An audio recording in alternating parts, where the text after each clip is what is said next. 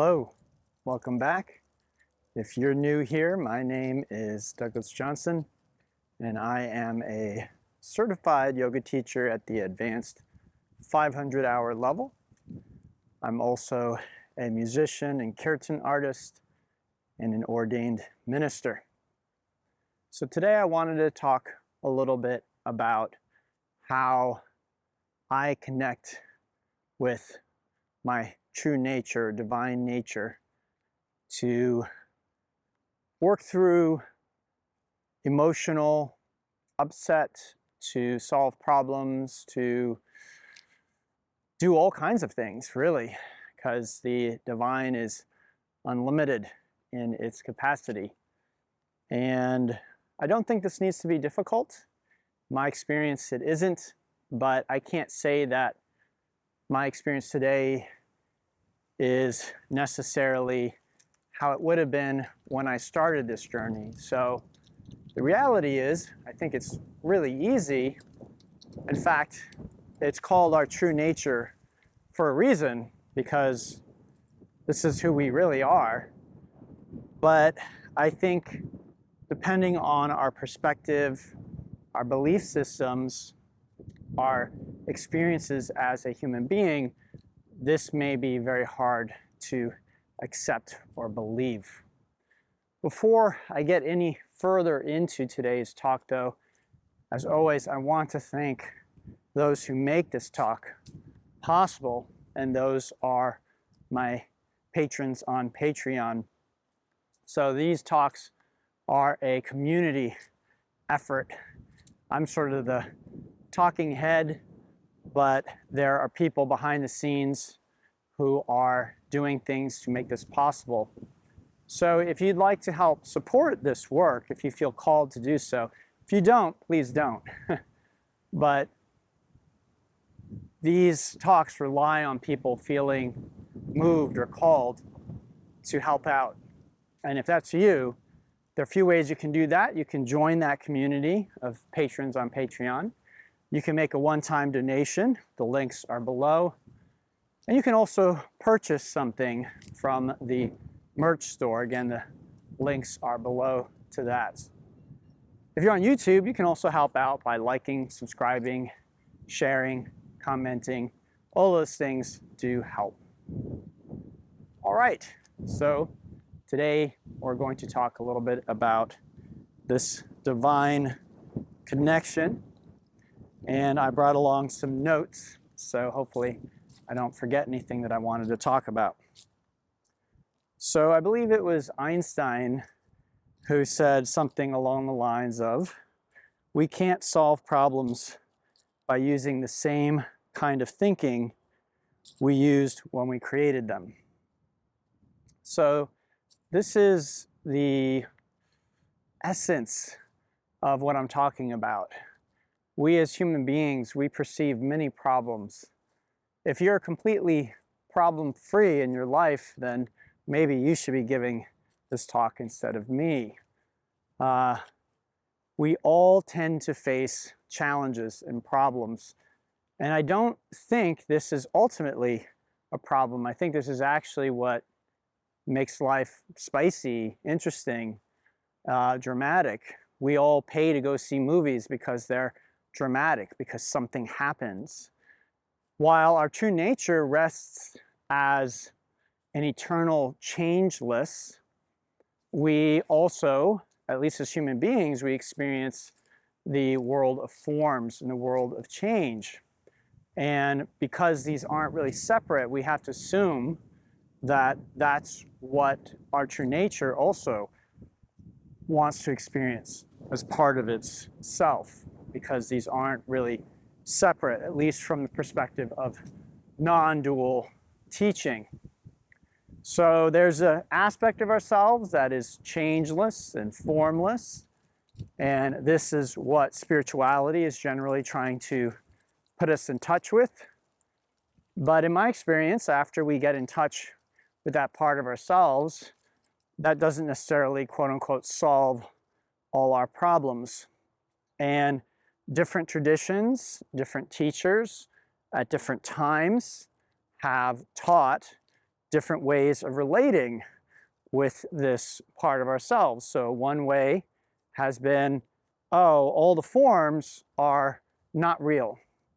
They are a dream. So just focus on the formless and changeless. And sometimes this is encouraged almost to the point of, well, just focus on that and wait to die, essentially. I'm not a huge fan of that approach. I don't know. I mean, maybe it works for some, but for me, that doesn't really, why is the world of form showing up in the first place if all we're supposed to do is ignore it and meditate and wait until we die? That might be a very blissful experience, but it does to me seem a little bit contradictory. So if we can't solve a problem by using the same kind of thinking that created it, if our problems as human beings are created by human thought, human thinking, human perspective, then do we have access to another way of looking at things? And in my experience, the answer is yes. There's a divine part of ourselves that we can access. And if we think about God or the divine or source or whatever we might call it, this is usually described as unlimited, all-powerful, all-knowing, all these wonderful ideas that make it seem extremely powerful. It seems like that part of ourselves could potentially solve any problem, right? So accessing this part of ourselves seems like a really wise thing to do. If I want to heal, then potentially this part of myself can heal me. It doesn't really matter if we're talking about psychological, emotional, or physical healing. So if the divine can solve any problem, what is the divine? What is source? And again, I'll be talking in terms of non-dual spirituality. It should make sense whether you're a non-dual Christian, Hindu, Buddhist. It doesn't really matter. Non-dual is basically saying there's one thing. As one of my teachers likes to say, there's one thing going on and you're it. So there's just one thing, and that one thing is what we call the divine. So when we really try and look inward and break things down, what people in these traditions have discovered is the one thing is awareness. That without awareness, nothing else can exist. Nothing does exist. Think about it. How can I be aware that this tree exists if I don't have awareness? I must be aware of the tree. I am aware I'm alive. I'm aware, whatever it is. Awareness must precede whatever state, whatever thing, whatever form is arising. Okay?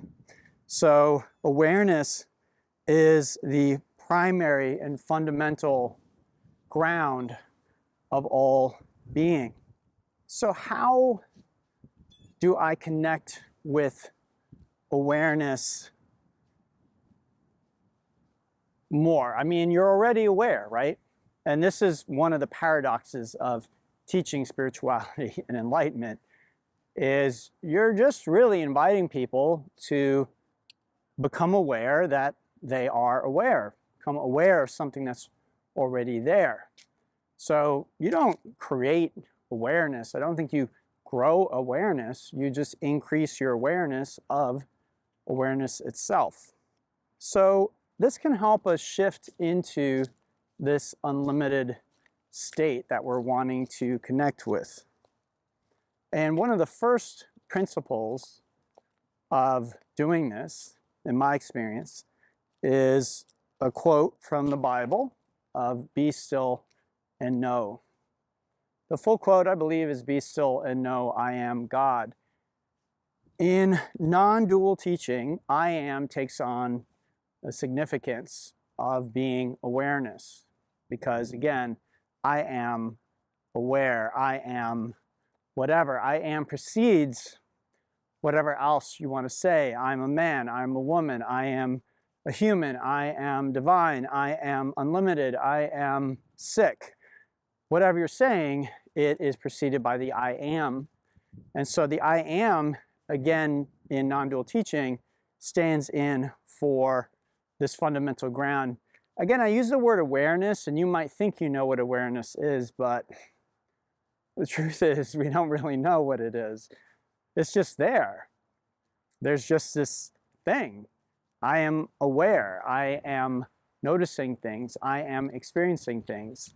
So again, it's actually mysterious if you think about it. So when I say a fundamental ground of being is awareness, you might think you know what I'm talking about, but again, our conception of something is not the thing itself. The map is not the territory. So we need to be careful about, oh, okay, that's all, that's easy. I understand that. Yeah, you might understand it, but it may not actually be your experience, okay? So this is really more based on experience than just simply understanding. So be still and know. This is great if you know how to meditate, but if you're not a meditator, I think everybody can be still, right? Everybody can be still and quiet. Doesn't mean it's easy for everybody, okay? Many people, they get very nervous, they get very anxious when they're asked to be still for any length of time. Other people, they get bored. They think, well, nothing's happening. I'm supposed to be connecting with my divine nature, but this is really boring. Okay, that's all human stuff. And there's nothing wrong with it. But if we're still connecting on that sort of human limited, oh, I'm bored, oh, this doesn't feel good, then we can't connect with that side of ourselves. And I use connect loosely because, again, it's always there. It's just there always. It's like when you're watching a film, there's a screen behind the film. And usually when we're watching a film, we're distracted by the light and images, the forms projected onto the screen. But without the screen, there's no film. Okay, so the screen is always there. That's our awareness. That is what everything is playing out on or in, is that awareness. So again, it's just there. And being still, being quiet, that can help us begin to be more aware of this side of ourselves, to tune into it. Again, you'll have maybe thoughts like, this is really boring. Well, that's a form. That's what in non-duality is called an arising.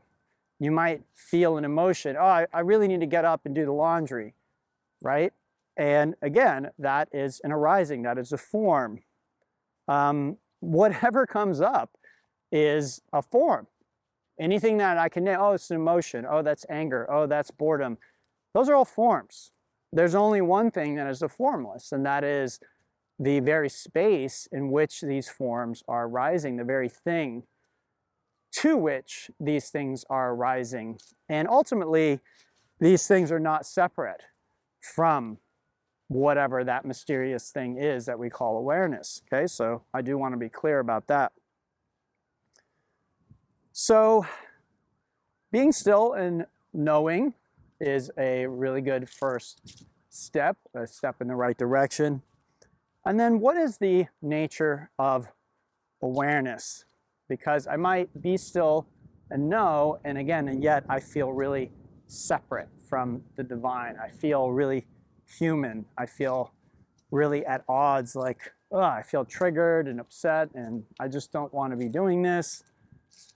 So how do I align with awareness of my true nature? Well, what is the nature of awareness really, if we really get down to it? Well, in my experience, it is openness. It is experiencing things.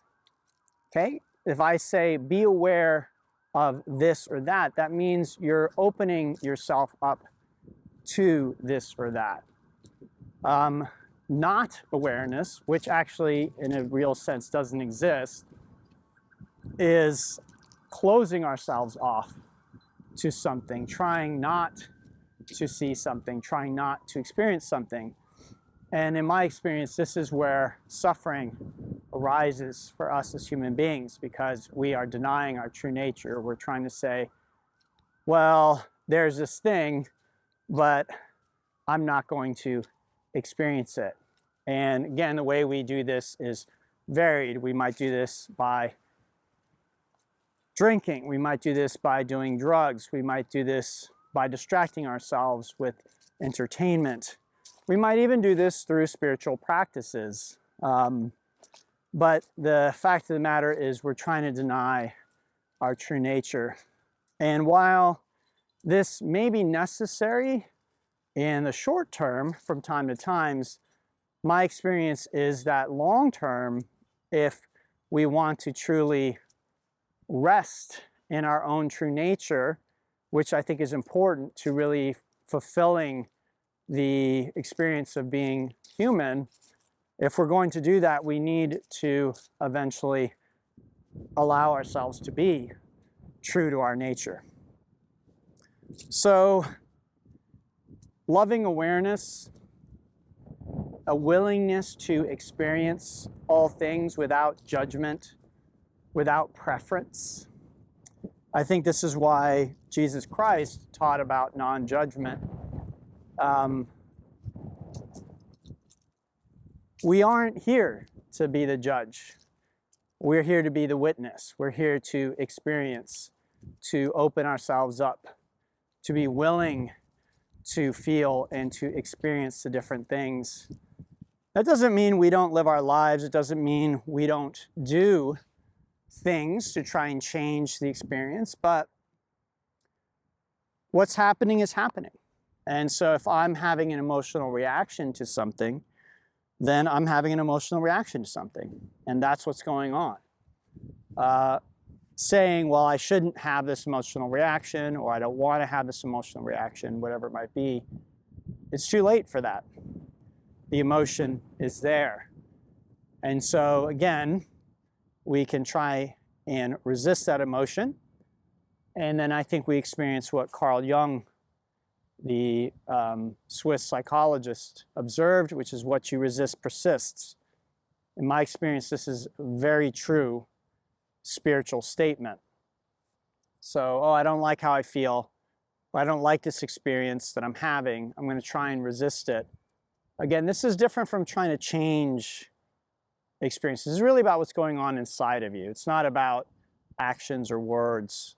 You know, if you find yourself in a situation you don't like, by all means, if you can change it, take action to change it. But from the perspective of being spiritually awake and tuning into our true nature, you would do this with joy in your heart, with peace. You wouldn't do this with like malice and fear. Because again, those are things that are foreign to our true nature. So aligning ourselves with our true nature, being open to experience, to feeling everything. This for me lately is something I've observed a lot, that people create a lot of problems because they're trying to resist what they're feeling. And they'll even come to me, Doug, I'm feeling this, what do I do about it? Feel it. You know, just because we as a human being, we don't want to feel it, doesn't mean that it's something we shouldn't feel. Now, when we feel something, that doesn't mean buy into the story that goes along with that feeling. Because usually our human minds are misinterpreting what we're feeling. And the human mind is trying to constantly explain our experience and understand our experience. It's not a bad thing. It's trying to help us, but it's not helpful when it comes to this work, actually, because in reality, we understand very little as human beings. So very often we have to learn to set aside the story and just go into the actual sensations that are there, okay? So again, awareness, in my experience, pure awareness, it's unconditionally loving or accepting. again, if I said be aware of everything, you wouldn't choose certain things to be aware of. You would just be aware of all. And here's the thing, is preference clouds awareness. Okay, so I get it. As human beings, we have preferences. That's our humanness, and that's not going to go away, and that's fine. But when we're talking about trying to connect with our true nature, our divine self, well, then we can't carry around those same preferences. Okay, so we need to be still. We need to let go of our stories, our ideas, our preferences. You know, oh, I feel this way because of my mother. I feel this way because of my father. I feel this way because of this situation, whatever it is. None of that really matters. That's all part of the human drama. And there's a time and a place for that, but that's not really what we're talking about here. Again, we're trying to connect with another part of ourselves and perhaps either clear out things, create a healing, or get answers. So non-judgment, equality, again, just awareness is just aware. It's like a little baby. It's not saying, oh, well, there's $100. That's more interesting than this stone on the ground. It's just everything. It's just so innocent and open and pure. And again, I think this is why Jesus taught about, in order to enter the kingdom of heaven, which is awareness, we must be like little children. We must be innocent like little children. We can't carry around all these judgments and preferences. You could say that all experiences to awareness are interesting, whether that's what we as a human would call a good experience or a bad experience. If you look at the films that humans pay money to go see, they're not all about happy endings. They have a lot of drama. They have a lot of conflict. They are about every kind of experience that a human can have. We make films about all of these different things. So why would a human being pay to have an experience that they don't want to have? Okay? You could say, well, because it's not real. But this is very much the experience that awareness is in. Awareness is eternal. It is what everything is. And so it's not afraid.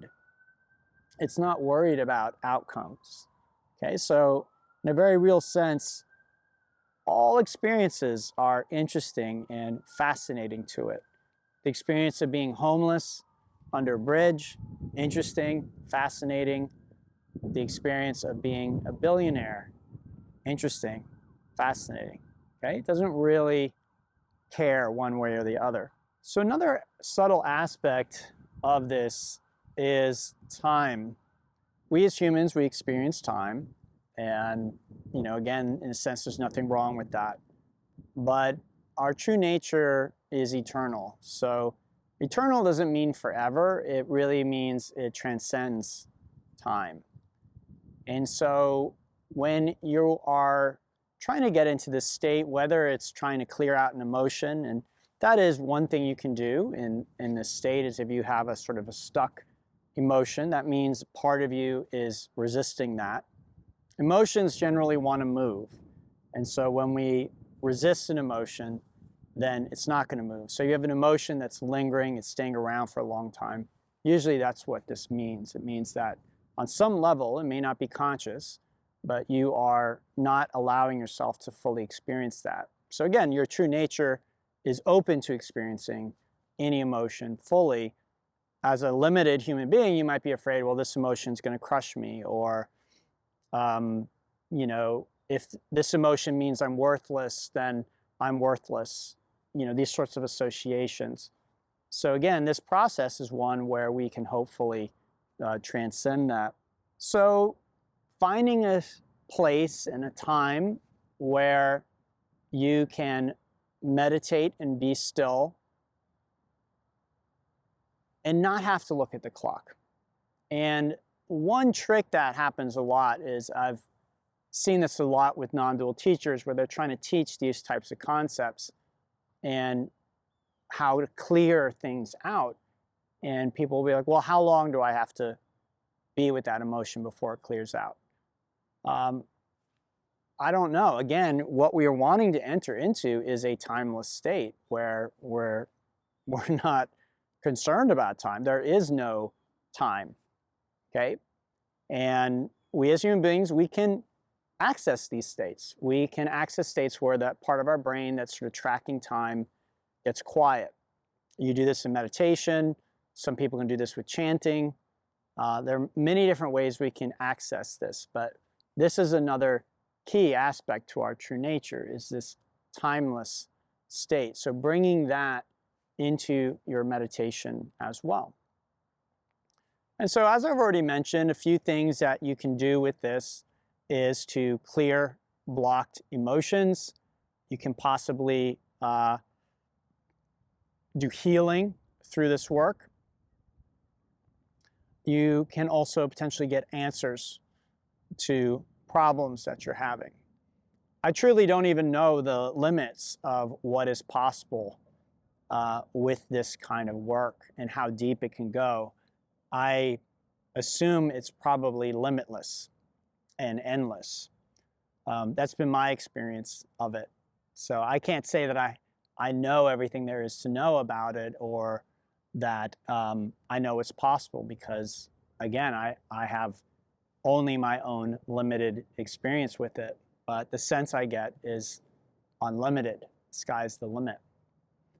So I just wanted to share that today because recently I've had some experiences with people where I felt they could have benefited from this, and that's really what these videos are all about, is trying to share my experience and knowledge in a way that will benefit my audience. So I hope I've achieved that today.